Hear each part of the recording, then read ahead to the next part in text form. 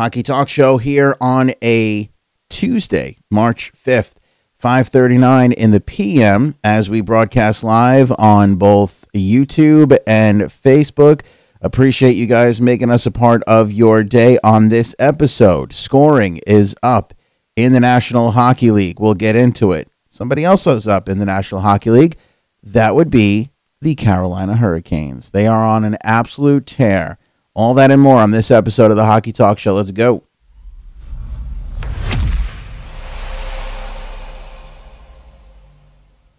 All right, excited to be here talking hockey with you guys on a Tuesday. Lots happening as we wrap up the general managers meetings down in Boca Raton, Florida. We've got a signing today. We've got some chirping to go over. And we've got a goalie comparison that kind of ties into the signing that kind of gets us into talking hockey on this Tuesday. If you have any questions, shoot them into the comments section. We'll get to them towards the end of the broadcast. Excited to be here talking with you guys. I like doing the general manager meetings because they're, going over a lot of what we have in the rules as far as adjustments go. And we have a couple of proposals on some rule changes.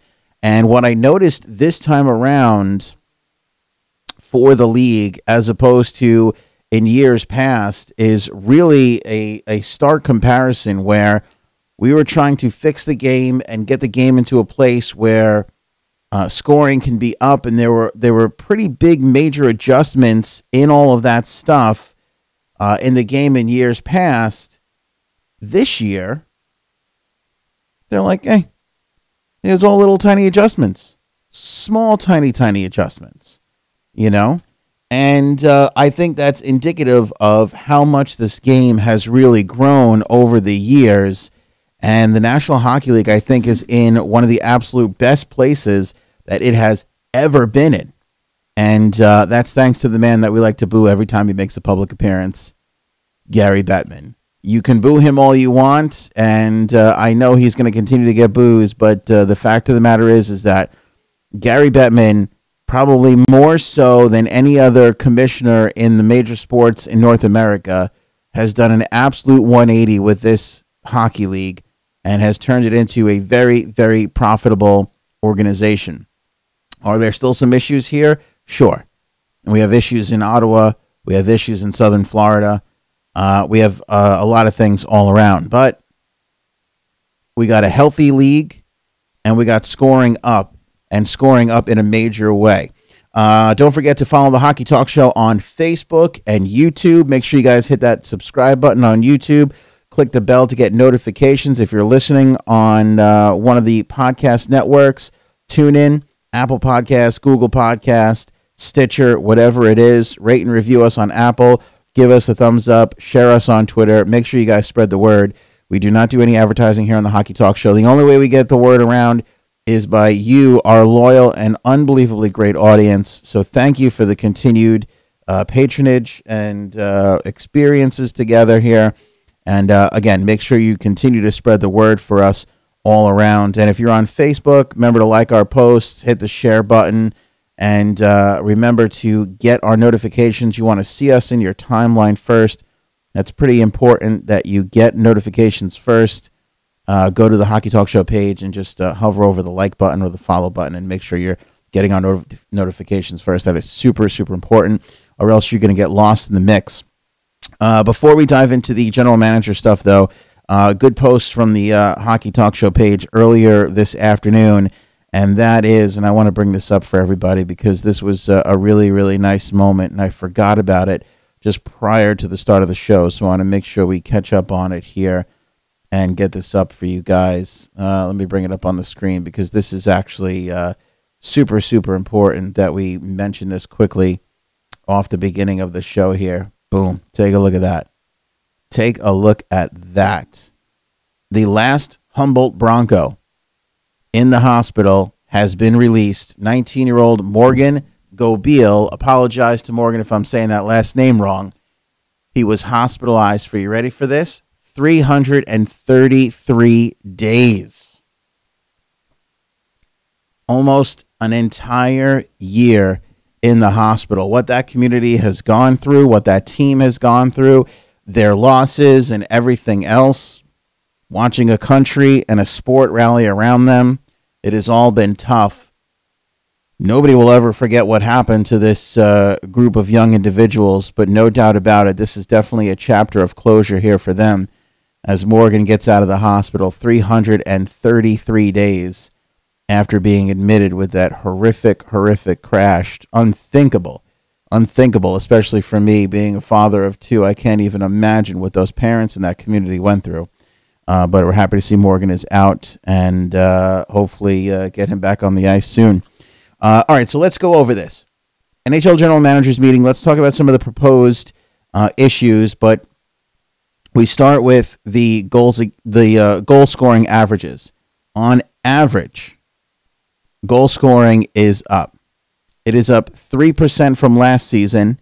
It is up 10% from the 16-17 season and 13% from the 15-16 season. That is tremendous growth. Absolute tremendous growth.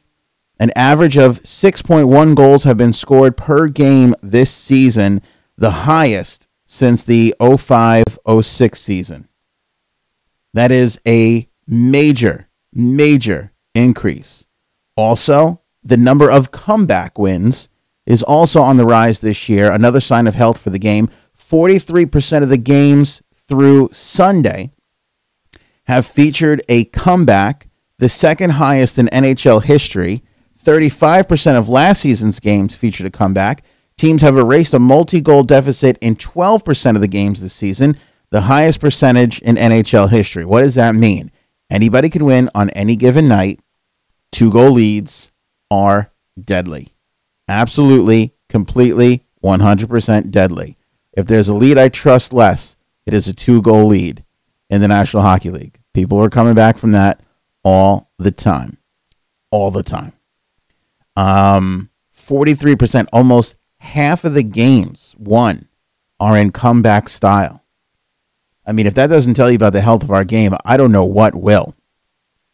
So let's talk about some of the rules that were proposed for change. They're pretty interesting. The first one, and the major one that's going to make all the news, is probably the helmet rule. The National Hockey League, interestingly enough, according to George Paros, the president of Players Safety, vice president of Players Safety, the National Hockey League is the only league in the world that doesn't penalize players for losing their helmet. So essentially what they're proposing here with this one is that if a player loses a helmet, he must immediately exit the ice. Much like if they break a stick, how they must immediately drop it. Now, if a player loses a helmet, they must immediately get off the ice, or else they'll receive a penalty. This is something that is common in international play, and it looks like it's going to be something that the league is going to adapt. Now, what we're talking about today here on the show has to go before the NHLPA competition committee. Those cats meet by the Board of Governors during the Stanley Cup final. So what the general managers do is they look at the game, they analyze it, they say, okay, this is the rule changes we want to see, and then this will go to the Board of Governors for approval. The Players Association has to give their okay on it. That will all happen at the end of June during the Stanley Cup finals. So these aren't rules that are hard in place. These are just rules that are being proposed for next season. Safety is obviously a huge issue, and I see nothing wrong with this. I don't think it's all that big of a deal. I'll tell you the rule proposal that I absolutely love. I really, really love this one. They want to propose a rule where a team that's starting a power play will get to choose which face-off circle they start in. Face-off circles are determined now by where the puck goes out of play or where the puck was last touched during play. Now, teams that are going on the power play will have their choice on which face-off circle they want to take it in. That is a minor thing, but that's why I love it so much, because it's a minor thing that can have massive impacts. Think about this. Your center will be comfortable on either side of the ice. So that will help give them an advantage. Your defenseman, maybe. If you have a right shot, wants to sit center ice, or a left shot, whoever your big gun is on the power play now, you'll get that first crack. You'll have an advantage going into that power play. So I think that will result in a jump in scoring. So I'm excited about that one probably the most. And I know it's a minor one, but it's going to be a big deal, especially when we probably will see, as a result of this, a little bit of an increase in scoring in the power play. GMs were also in favor of recommending a rule change to keep the faceoff in an end zone when a puck is shot out of play by an attacking player. The faceoff is now held outside of the end zone if a shot by the attacking team goes out of play without touching anything. Again, they want to keep the offensive flow of the game moving quickly. Speaking of flow, they're batting around, and this is not going to come out of this and go into competition committee, so it's not anything you have to worry about. But one of the other things that they were batting around was penalizing goalies for freezing the puck on a shot that comes from outside of the blue line. So if you're in the neutral zone and you shoot a puck in and you're getting some good offensive pressure, the goalie will have to play that puck and not freeze it. If he freezes it, it'll result in a penalty. It's an interesting concept. It won't go to the competition committee. I think it's a smidge radical, but it's something that is interesting to think about. Bat it around for a little bit, maybe throw it in the preseason, maybe throw it in an AHL preseason game to see how that sort of thing comes about. And then the other thing with goalies freezing the puck is they were talking about if a goalie freezes the puck, your team won't be able to make a change.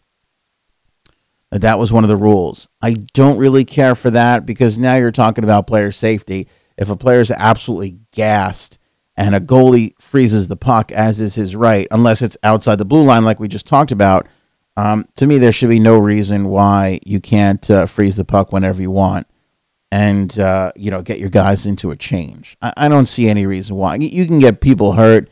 If you're gassed and that's when you're tired, that's when injuries happen. So I don't mind that. And I think there's a good amount of policing going on in the league already where refs will encourage a goalie to play the puck if he can. And if he can, he plays the puck, So I don't think there's anything wrong with that either. So there are some of the interesting rule changes that we have coming up in the league. We'll grab some questions on YouTube and Facebook if you have them. I want to talk about Brad Marchand. I want to talk about Garrett Sparks getting an extension. Let's get into this because we also want to mention the Carolina Hurricanes. Rob has a great question here. How do you see the standings looking in the Metro at the end of the season? I have no idea, and anybody who says they do is absolutely lying. Odds are they have some snake oil for sale as well. But it's going to be the race of the year so far. It is going to be downright intriguing, and it leads us into one of the topics that I wanted to hit right now, Rob, which was the Carolina Hurricanes. They are on an absolute friggin' tear right now. The Hurricanes are on a tear. Take a look at this statistic. Carolina Hurricanes are 21-6-1 since December 30th. 21-6-1. Do you know the kind of hype the Carolina Hurricanes would have behind them if they started the season off 21-6-1? You're talking about Tampa Bay Lightning numbers here for the Carolina Hurricanes. This is sick. Sick numbers. Sick numbers.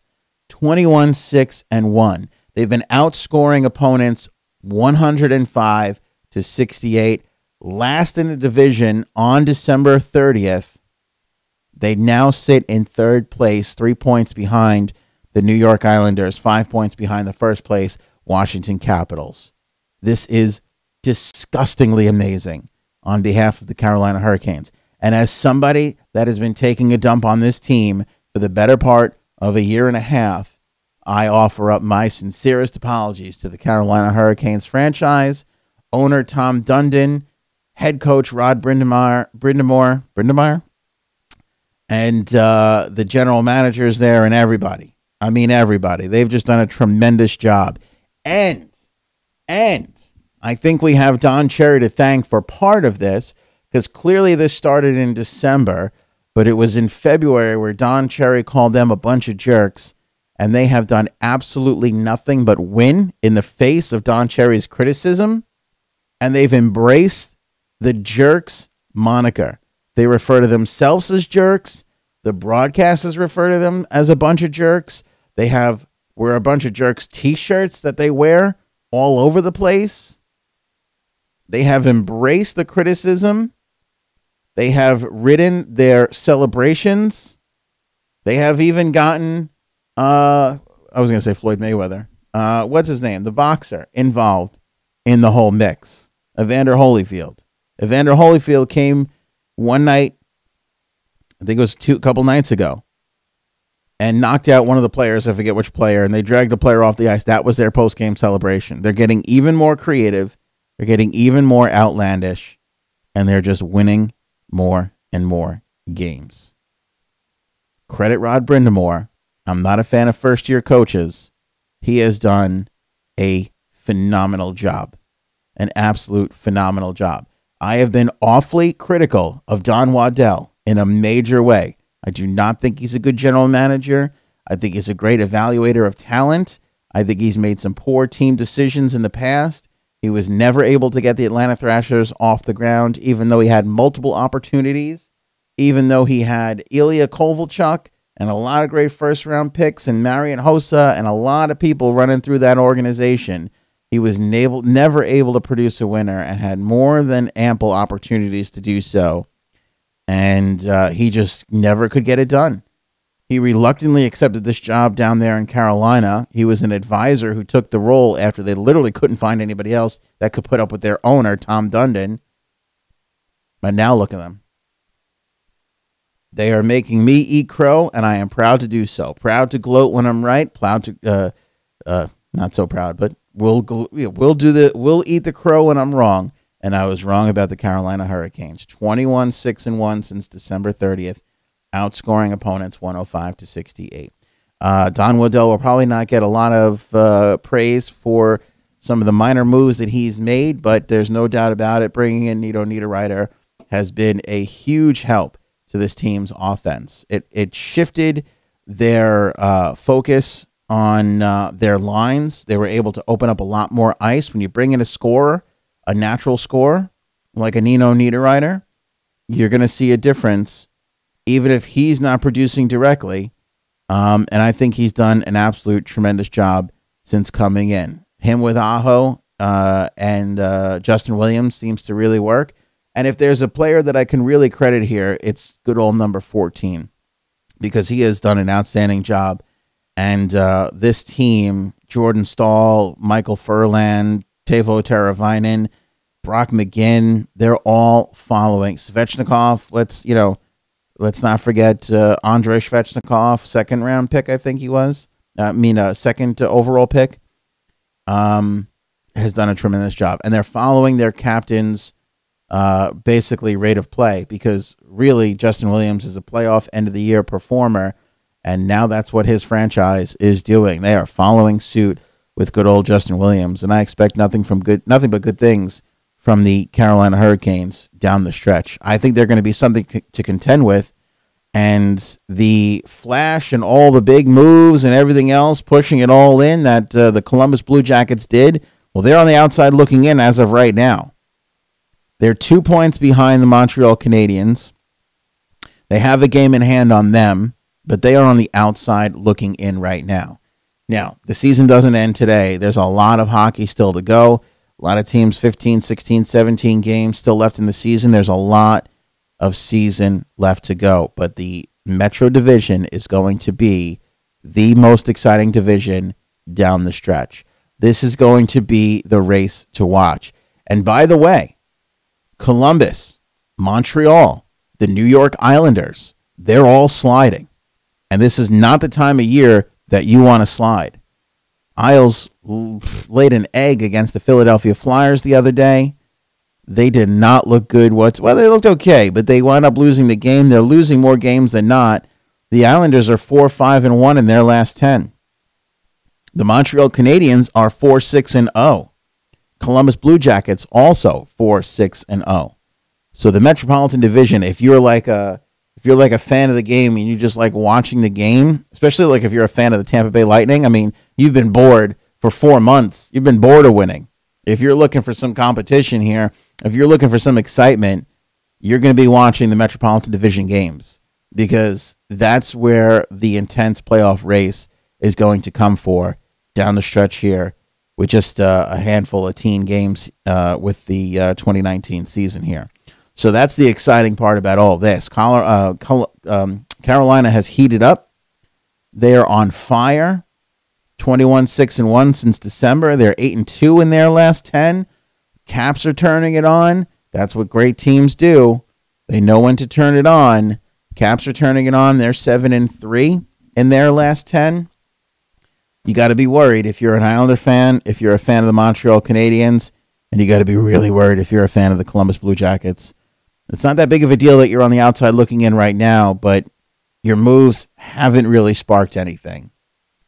You still have the potential of having a lot of people walk away from your team at the end of this year, pushing all your chips all in and getting absolutely nothing in return. We're coming down to the home stretch of the Hockey Talk Show here, so if you got a question, throw it in the comments right now. I'll make sure we get to it before the end of the show. Let's tie into the Hurricanes and one of the other reasons why they're doing so very well, and that would be this gentleman right here, Curtis Mcilhenny. Besides Nino Niederreiter, besides their scoring, their coaching, Justin Williams, their leadership, and everything else, take a look at this guy. 25 games played so far this season. He is 17-7 with a 2.2 goals against average, .923 save percentage, 2 shutouts. Not flashy whatsoever. Curtis has never been over the course of his career. He's 35 years old, and he is guiding this team into a playoff spot. Perhaps Kyle Dubas isn't the genius that everybody thought that he was. Because if we compare to Garrett Sparks, who he just gave a big fat contract extension to, I mean, it wasn't fat, it was $750,000 for another year, he is not doing as well. 14 games appeared in, 14 games played, 13 starts, 7-5. He's got a .309 goals against average and a .902 save percentage. 1 shutout under his belt. Garrett Sparks has not been good. Ask any Toronto Maple Leaf fan. They absolutely hate him. I don't know if the Leafs hate anybody on their franchise as much as they hate Garrett Sparks. They hate them some Garrett Sparks. They are not fans over there in Toronto. And Toronto, I think, for the most part, completely loves their franchise right now. I mean, you got to be excited if you're a Maple Leaf. I caution you guys because your defense sucks. But you pulled in John Tavares. Dubas was able to get Nylander under contract. These are all great things moving in the right direction. You've got a great goaltender with what's his name. You know, so it's an exciting time to be a Maple Leafs fan. And there's a lot to get behind because Barry Kapanen's been playing lights out. Connor Brown, great player. Everybody's been contributing except for Garrett Sparks. Nobody likes Garrett Sparks north of the border. He's the frustrating guy, and now Kyle Dubas just handed him a 1-year extension.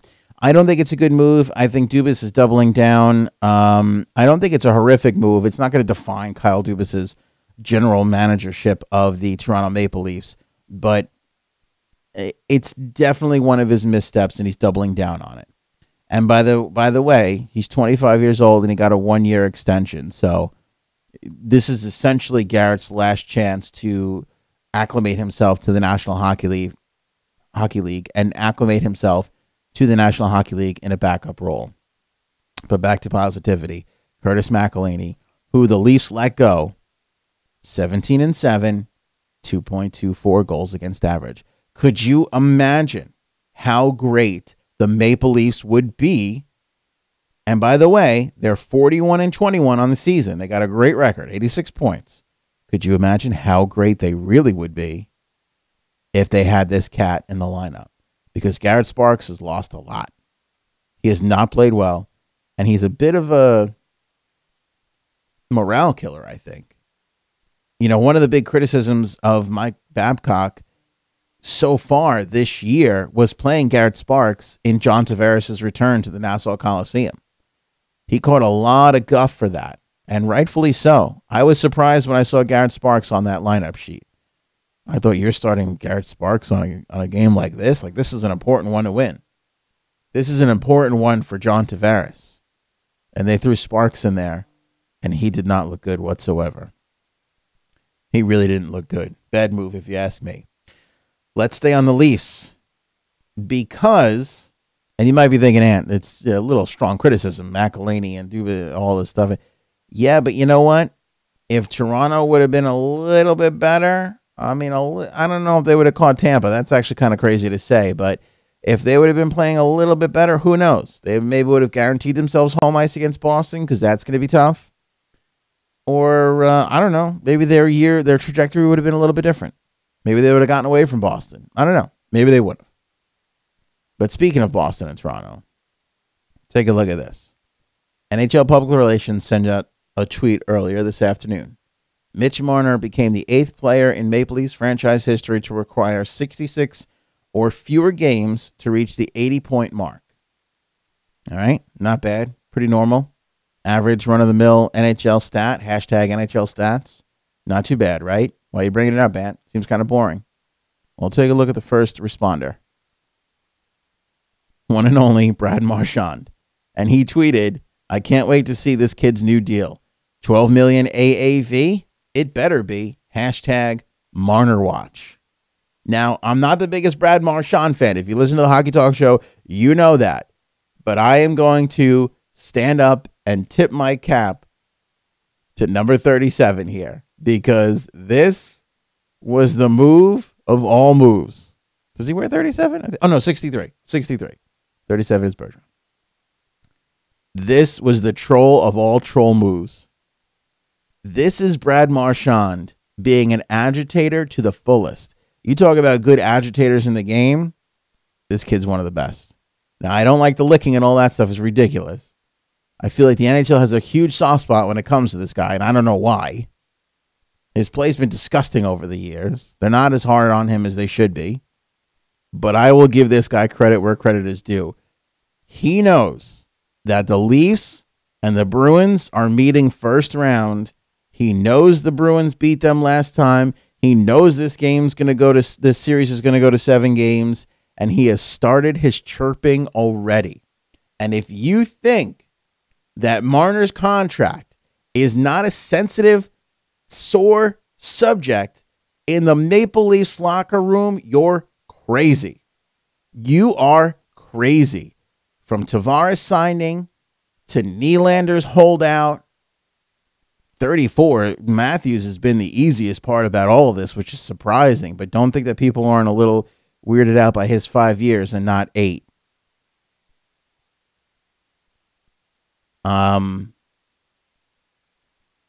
Now can they get Mitch Marner under contract? Brad Marchand went right for it, man, and I give him all the credit in the world. By the way, mark my words, Tuesday, March 5th, 6:08 p.m. at the time of the broadcast of this show here, 34, Austin Matthews will be an Arizona Coyote by the time this 5-year deal is over. Austin Matthews is going to do to the Toronto Maple Leafs what John Tavares did to the New York Islanders. And that is not coming from a sore. By the way, I'm not sour about the Tavares leaving anymore. I'm really not. But that is not coming from the New York Islander fan, your old pal Ant. This is coming from a broadcast professional calling it as I see it, fair and balanced hockey talk show / podcast host. I would say this if I was a fan of the Rangers or a fan of the Florida Panthers. Austin Matthews leaves at the end of this 5-year deal to go back to the Arizona Coyotes. And you know what? He should. It will be great for the game. It will be not as important as Wayne Gretzky going to the LA Kings, but it will be great for the game of hockey because you want a healthy franchise in Arizona. It's important to the landscape of the league. And you always want to see your star kind of come home. I never faulted John Tavares for leaving the Islanders for the Maple Leafs, and I'm not mad about it. I wouldn't have been mad about it if the Islanders were in last place. Stars want to go and play wherever they want to play. They have the absolute right to. They'll catch a lot of garbage for it from the Leafs fans, which is, similar to what John went through with the Islander fans. Maple Leafs fans criticize Islander fans. Let's see how the Maple Leafs will be just as horrible to Auston Matthews when he leaves. But mark my words, there is absolutely no reason for a 5-year deal. It's very, very telling, to me, at least. And I think this kid is a proud Arizona kid. I really, really do. And I think it's great for the game if he wants to go back. And believe you me, even though Auston Matthews is amazing, you have John Tavares, you have William Nylander for 7 years. You will hopefully, if Kyle Dubas plays his cards right, have Mitch Marner for a long time. You won't even miss the guy. You're going to have a great team for years and years to come. But I just think that kid's going back to Arizona. I think that's where his heart is. I think he likes playing in Toronto. I think he wants to win a championship. He told Tavares he was going to stay, and he did. He signed the extension, not 8 years, but 5. Gives himself a little bit more free agency. He'll make a little bit more money. He'll maybe be a max contract. Who the hell knows? But it'll be great for Arizona. And thus, it'll be great for the game. As soon as I saw 5 years, I went, that kid's going to Arizona at the end of that deal. No doubt about it. No doubt about it. But anyway, back to the Toronto Maple Leafs. They're going to have a lot to contend with Brad Marchand, and he's chirping them already. And again, him throwing this out there, maybe they're not discussing it. Maybe it's not being talked about in the locker room, but you better believe the trainers are whispering about it. The players maybe on their way into the rink, driving into the rink together, they're talking about it. They're talking about it with their wives. It's a little bit of a sore subject because during the Nylander discussions, if you're not familiar with this, and during the Auston Matthews discussions, Mitch Marner's dad did some interviews. Other people did some interviews. There was some discussion about it of why is Mitch Marner being left for last?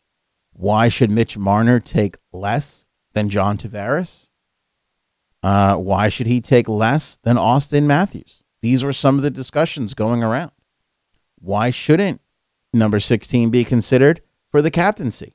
He would make a great captain. These were some of the things that were going around. And it's important and worth noting. And Brad Marchand knows that, and he's trying to put that little wedge in there and put it on people's minds for the Toronto Maple Leafs because he knows these cats are meeting in a 7-game series for sure, first round of the playoffs. Other cool thing to note with the Carolina Hurricanes tonight, they're up in Boston playing the Bruins.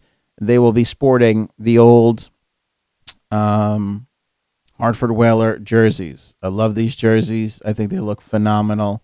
I love the fact that the Hurricanes agreed to wear them not just for 1 but 2 games so that they could wear them at home when they play the Boston Bruins and then on the road when they play the Bruins. You better believe there's going to be a lot of Connecticut people in the stands tonight, a lot of a lot of Hartford Whaler fans in the stands tonight that bought a ticket for this game specifically so they can see their Hartford Whalers jerseys back on the ice in the Northeast. Class move on the part of the Hurricanes, class move on the part of the NHL and the Bruins for allowing such a thing to happen and take place. I really love this move.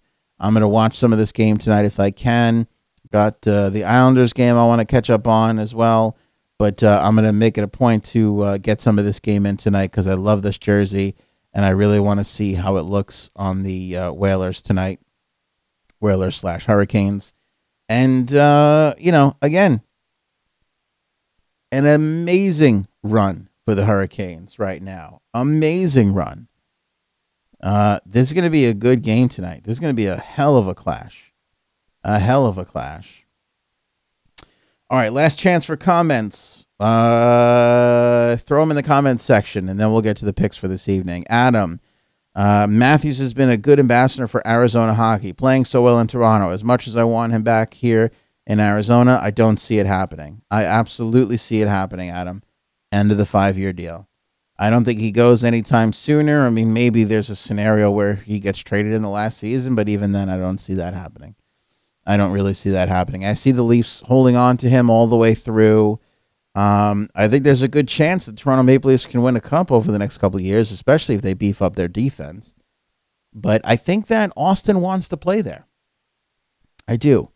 And, you know, when you look at the career of a National Hockey League player, and John Tavares is a good example of this. You know, John Tavares is a really, really good example of this. You get drafted by a franchise, you have to go. They literally own you for the first 6 years of your career. I mean, there's no two ways about it. They have your rights for 3 years, then they can sign you to a 3-year entry level. So worst case scenario, you're 6 years into an organization. You're drafted when you're 18, 19. So by the time your 6 years is up, if you didn't sign an extension off your first, if you signed an entry-level deal right away, then you're 21, 22 by the time you get a first chance to get a crack at a contract. Maybe you sign a 5-year deal or whatever it is. So you're into your mid-20s, mid to late 20s, no matter what, going into an opportunity to sign potentially your last big deal. You know, a lot of players really only get one. Some of them get 2 paydays, but a lot of players only get 1 big payday. They only get 1 real chance to go. But I think if you're a player as good as Austin Matthews and as good as John Tavares, when you get your chance, you know you're staring at a 14, 15, 16-year career, especially if you're starting at 18, 19 years old. So it's not that big of a deal because of free agency and the way the league is structured with entry-level contracts. It's not that big of a deal to go somewhere and play for a little while. Because if you're Austin Matthews and you have a prime example in John Tavares, you're looking at this going, I can stay here with the Leafs. I can give them 5 years more of my life. I love it. It's a great organization. Everybody loves him. I'm sure he hasn't paid for a drink or a meal in that town since he's gotten there, right? He's being admired to the umpteenth degree. I mean, it's a great situation. Why would you leave? So he gets in there, entry-level deal, 5-year extension, 8 years. By the time he's done with this deal, he's going to be, I believe, in his late 20s, right? I don't think he's, we'll go to Cap Friendly so we're not spouting out misinformation here. We're not fake news. This is the Hockey Talk Show, damn it. We should be taken seriously. We're a serious news-delivering organization. We're not. We goof off and we talk hockey here. We don't break news, damn it. Let's see. Austin Matthews. He's on his last year of an entry-level deal. 5-year extension. How old is he? He was born in 1997. So he's 21. Thing kicks in next year. So he'll be 27, 26, 27, 28. He's in that range. He could literally sign another 8-year deal, 7-year deal, 7-year deal if he's switching teams, 6-year deal, 5-year deal, whatever the hell it is, you know, with the team of his choice. So if I'm Austin Matthews, I'm thinking the same thing. I'm going to stay here in Toronto. I'm going to get my crack at a championship. I got John Tavares. I got William Nylander. I'm in a great situation. I'm in a great market where they love me. I'm getting huge numbers, good chance at winning a Stanley Cup, right? And then when all's said and done, whether he wins it or not, or whatever the case may be, he can go home and play at home. What I'm saying is good players like Tavares and Austin Matthews and some of these guys, they're going to have an opportunity to play wherever they want. They're going to have their cake and eat it too. They're going to have the best of both worlds. They're going to have a chance to play wherever they want, and they're going to have a chance to play for a championship. Look at Matt Duchene. He sort of did it in the opposite order. He wanted to be a Colorado Avalanche. Like, that's where he wanted to be. He was a fan of the team growing up. That was his spot. So he kind of got to play exactly where he wanted to play first. And now he wants to play for a winner. You know? It's just a different trajectory. It's just the other side of it. I think most players want to win. And then once they win, they want to kind of go wherever. Now, if Austin doesn't win, and 5 years from now the Leafs are on the verge of winning, still winning a Stanley Cup championship, just look at how long the San Jose Sharks have been hanging around. Look how long it took Ovechkin and the Caps to win. maybe he stays then. Maybe he stays. But I think if you see them win a championship or do really well, or maybe regardless, I'm not really sure. My odds are feeling is that Austin Matthews walks eventually. I just think he does. I just think he wants to play in Arizona. And I think it's a great story, and I think it's a great moment for the National Hockey League. If this kid, who is top 3, 4, 5 players in the game, decides to go back home. If you love the free agent talk, you got to stick around on the Hockey Talk Show. Again, make sure you guys are subscribed on Facebook, subscribed on YouTube. You're following our posts on social, on Twitter, and everything else, because the free agency period this year with the amount of restricted free agents is just insane. And I think we're going to see some offer sheets handed out, and I think we're going to see some big trades before offer sheets can be handed out. I think we're going to see a lot of movement in our potential free agents. We're going to do a whole show and breakdown on the upcoming RFAs towards the end of the season, probably after the Stanley Cup Finals. And we're really going to dive into it because I think this is going to be an offseason filled with a ton of moves. A ton of moves. Thanks for the questions. Carolina and Boston tonight. Give me the Carolina Hurricanes on the road in the Hartford Whalers uniforms. I think they're going to be feeling it. They're going to look really good. Columbus and the Devils tonight from the Rock at 7. You have got to win this game if you're the Columbus Blue Jackets. Devils are down in the standings. They're clearly out of it. You're on the outside looking in. You have got to make this happen if you're the Columbus Blue Jackets. Same goes for the New York Islanders. You're at home taking on the Ottawa Senators. You have no excuse. Joshua Ho-Sang called up emergency recall. Michael Dal-Cole called up emergency recall. And by the way, Islander fans, stop complaining about Joshua Ho-Sang not being in the lineup. If Barry Trotz doesn't think he's ready for the lineup, or Lou Lamoriello doesn't think he's ready for the lineup, he's not ready for the lineup. And that's all there is to it. He's got every opportunity to earn himself a roster spot starting with tonight. Play good on both sides of the puck. Be undeniable, and you won't be able to be sent down. There is a roster spot on the New York Islanders. I don't think Andrew Ladd is a lock. Michael Dal-Cole has been in that spot. And now that you have fourth liners out, you have a real opportunity. Because when that fourth line, Cizikas, Martin, and Clutterbuck comes back, I think they would scratch Ladd to put in a Ho-Sang or a Dal-Cole if they're playing good enough and they're worth it. You can earn it. It will be nobody's fault but number 26 if he goes back down again. Give me the Islanders at home. I think they bounce back. Give me Pittsburgh against the Florida Panthers. Winnipeg and Tampa might be the game to watch tonight. That might be the good one. That is going to be a hell of a matchup. Could be a Stanley Cup final preview. Give me the Tampa Bay Lightning, though. Give me Nashville over Minnesota. I don't love the Minnesota Wild. I think they're in that weird Rangers pre-tear it all down stage, Chicago-y, are we in it, are we not in it sort of stage. I don't love the Minnesota Wild. Last wild card spot right now, just 2 points of an advantage over the Arizona Coyotes, just 3 ahead of the Colorado Avalanche. And Arizona has a game in hand there. I don't love the Minnesota Wild in this scenario, and I don't love them for tonight. Give me the Nashville Predators at home. That's the NBC national game here in the States. Rangers at Dallas. Give me the Dallas Stars. Give me the Colorado Avalanche against the Detroit in the Who Really Cares game.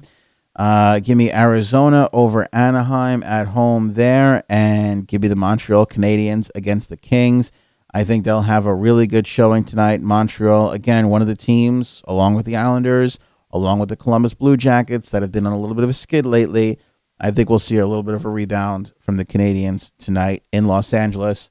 Los Angeles stinks. This is a prime opportunity for them to get back in it. That's the show for this Tuesday night. So glad to be back here with you guys again. Make sure you're spreading the word. Facebook, Twitter, and YouTube. And don't forget, we're at hockeytalkshow.com. That's hockeytalkshow.com. Available on all the podcast networks, Stitcher, TuneIn, iTunes, and Google Podcasts. Have a great night. We'll see you guys.